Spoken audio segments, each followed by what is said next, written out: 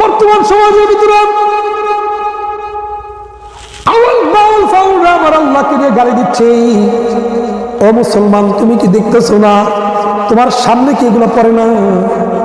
মুসলমানের বাচ্চা হইয়া আল্লাহকে গালি দিচ্ছে, রসুলের সুন্নতকে ব্যঙ্গ করছে, এরপরেও তুমি আমি নীরবে কেমনে থাকি? এটা মুসলমানের কখনোই প্রমাণ হতে পারে না।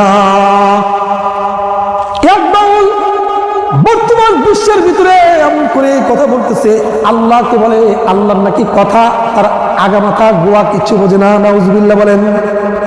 মুসলমান বন্ধুরে আমার, ইমানদার হলে এই কথা কখনোই আমরা বসে থাকতে পারি না। বাউলাবুল সরকার সে আমার রব করে কটূক্তি করে, কত বড় সাহস, কত বড় হিম্মত। ও মুসলমান, তুমি এরপরও তুমি ঘরে বসে থাকো, স্তব্ধ হয়ে বসে থাকো, তোমার জবান দিয়ে তুমি ঘৃণা করো না, তুমি প্রতিবাদ করতে যাও না তোমার ক্ষমতা থাকতেও। কেন রে মুসলমান? আর এক জাতিকে দেখলাম, তারা ওই বাউল ফাউলকে বাঁচানোর জন্য তারা মানব বন্ধন করা শুরু করে দিয়েছে। তারা কি শুরু করে দিয়েছে? মানব বন্ধন করা শুরু করছে তাকে বাঁচানোর জন্য, পুলিশ গ্রেফতার করার কারণে।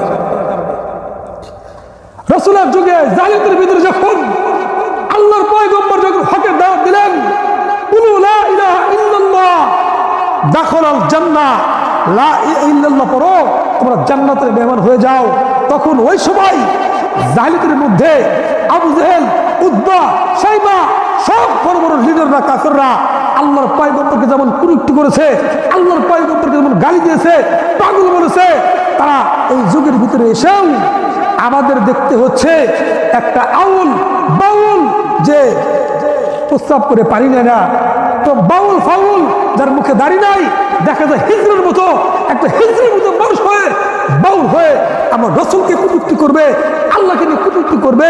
আর আমি মুসলমান, তুমি মুসলমান, ঘরে বসে থাকবা, এরকম মুসলমানের ইমানদারের কোনো মূল্য নাই, কোনো মূল্য নাই।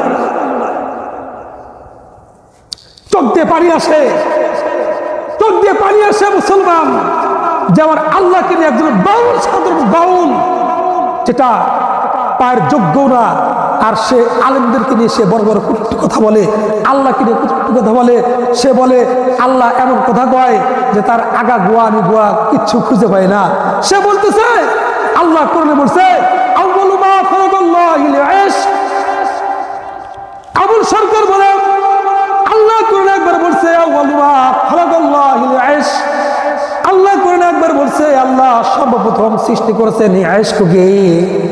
আবার সেই আল্লাহ কোরআনে আবার বলে আউয়ালু মা খালাকাল্লাহ